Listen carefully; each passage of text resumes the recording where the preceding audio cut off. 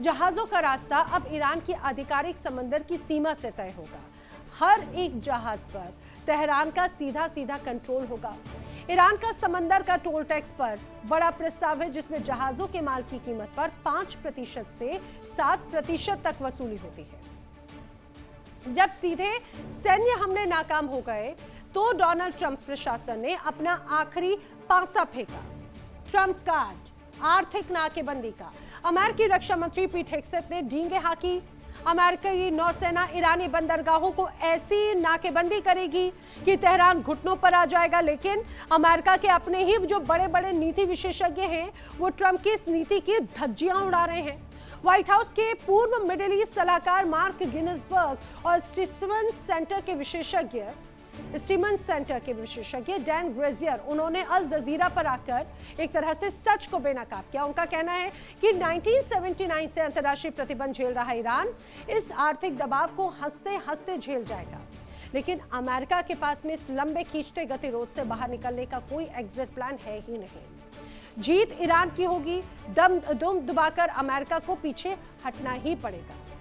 ये पूरा बैन का खेल है और ईरान ने इस बैन के खेल को पूरी तरह से फेल कर दिया, धज्जियां उड़ा दी। 47 सालों का आर्थिक युद्ध 1979 से एक तरह से अमेरिकी जो पाबंदियां लगातार जारी है, उसमें ईरान में इस्लामिक क्रांति हुई थी। इस दौर में अमेरिका पश्चिमी देशों का वित्तीय और सैन्य प्रतिबंध इस दौरान लगा।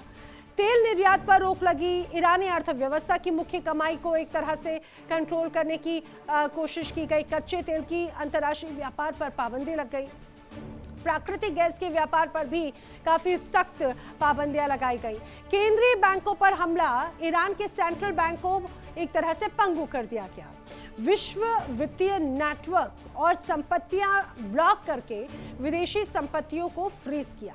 अमेरिका और पश्चिमी बैंकों में ईरान की संपत्तियां फ्रीज की गई। बताया जा रहा है उसका असर यह है कि अरबों डॉलर की जो सरकारी व्यावसायिक संपत्तियां हैं वो भी जब्त की गई। लेकिन वित्तीय और सैन्य नाकेबंदी भी अमेरिका की तरफ से की गई थी। स्विफ्ट सिस्टम से बेदखली कर दी गई। ईरान के प्रमुख बैंकों को अंतर्राष्ट्रीय बैंकिंग नेटवर्क से अलग कर दिया गया। हथियारों पर पाबंदी लगा दी गई। सैन्य साजो सामान और रक्षा तकनीक पर भी प्रतिबंध लगा दिए। हथियारों की खरीद फरोख्त पर अंतर्राष्ट्रीय प्रतिबंध लागू हुए तो व्यापारिक पाबंदियां, एविएशन के पुर्जे, हाईटेक सामानों पर बैन लगे। खनन, निर्माण और धातु उद्योग के आयात निर्यात पर भी रोक लग गई। समानांतर अर्थव्यवस्था का निर्माण किस रूप में हुआ? 47 साल के आर्थिक दबाव से ईरान हारा ही नहीं। ईरान ने अपना स्वदेशी और आत्मनिर्भर रक्षा आर्थिक तंत्र तैयार कर लिया और वो इतना मजबूत रहा कि अमेरिका की जो सुपर पावर वाली इमेज थी, अमेरिका के जो बड़े महंगे ऐसे तमाम हथियार थे, वो पूरी तरह से बर्बाद हो गए। डोनाल्ड ट्रंप अपनी चुनावी सभाओं में चिल्ला चिल्ला कर कह रहे हैं कि भाई उन्होंने ईरान का तेल निर्यात शून्य कर दिया। उनकी नाकेबंदी इतनी टाइट है कि परिंदा पर भी नहीं मार सकता। लेकिन अंतर्राष्ट्रीय समंदर की जो निगरानी संस्था है टैंकर ट्रैकर्स, उसकी तरफ से जो ताजा सैटेलाइट तस्वीरें और आंकड़े जारी किए गए, उसने पेंटागन के गाल पर करारा थप्पड़ जड़ दिया है। ईरान के सबसे मुख्य तेल केंद्र मार्ग खार्ग द्वीप, जिस पर जुलाई के बाद में पहली बार एक विशालकाय सुपर टैंकर में कच्चा तेल लोड होता हुआ नजर आया। नेशनल ईरानियन टैंकर कंपनी के इस सुपर टैंकर ने करीब 20 लाख बैरल कच्चा तेल भरा। आपको यह भी बता दूं कि ईरान का जो 90% तेल है वो इसी खार्ग द्वीप से निर्यात होता है। यानी अमेरिकी नौसेना सिर्फ समंदर का पानी मथती रह जाती है और ईरान ने उसकी नाकेबंदी के चीथड़े उड़ाकर रख दिए। खार्ग द्वीप, जो कि ईरान की अर्थव्यवस्था की लाइफलाइन है, तेल का मुख्य हब माना जाता है। फारस की खाड़ी में स्थित ये 20 स्क्वायर किलोमीटर का द्वीप है, लेकिन है बड़ा ताकतवर। ईरान के कुल क्रूड ऑयल का 85% से 95% निर्यात यहां से ही होता है। और अगर बात की जाए वार्षिक राजस्व के बड़े एक हिस्से की, तो अंतर्राष्ट्रीय प्रतिबंधों के बावजूद यहां पर भारी राजस्व यहां से निकाला जाता है।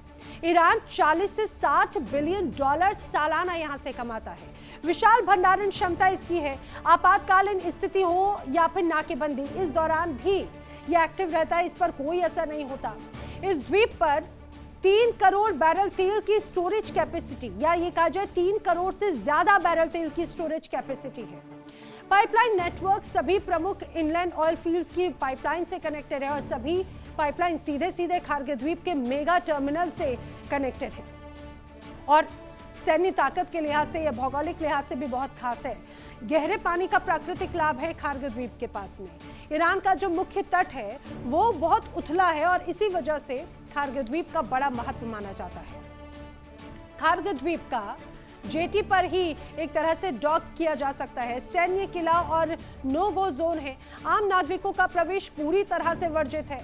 द्वीप पूरी तरह से IRGC के कड़ी नियंत्रण में है। मजबूत एयर डिफेंस सिस्टम इसका है और द्वीप की सुरक्षा के लिए आधुनिक रडार सिस्टम भी है।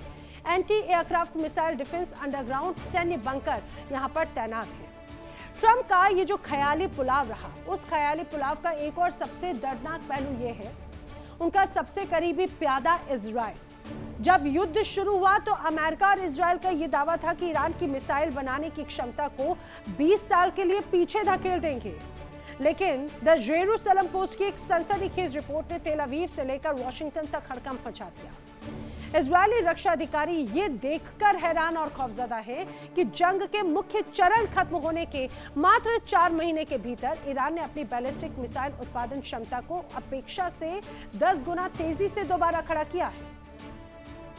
जब इजराइल ईरान की इस मिसाइल वापसी से थर-थर कांप रहा था, तब ट्रंप किस मुंह से हॉर्मुज को अपनी जेब में बताने का नाटक कर रहे हैं, ये तो भाई वही जानते हैं।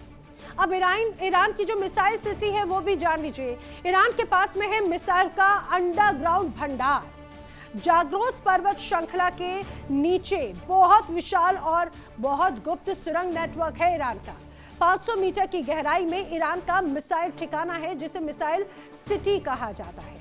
पारंपरिक बंकर बस्टर बमों से सुरक्षित है ये ठिकाना। हजारों किलोमीटर लंबी मिसाइलें यहाँ पर हैं। ठिकानों की जो सुरंगें हैं वो भी बहुत खास है। सुरंगों में assembly hall, fuel depot, command centre सब कुछ मौजूद है। रोबोटिक्स रेल सिस्टम है तो ऑटोमेटिक लॉन्च पैड है। सीधे अंडरग्राउंड टनल से एक तरह से मिसाइलों को लॉन्च किया जा सकता है।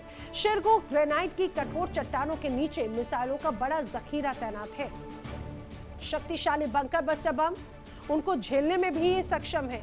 अमेरिका की GBU-57 जैसे बंकर बस्टर बमों से ये पूरी तरह से सुरक्षित है।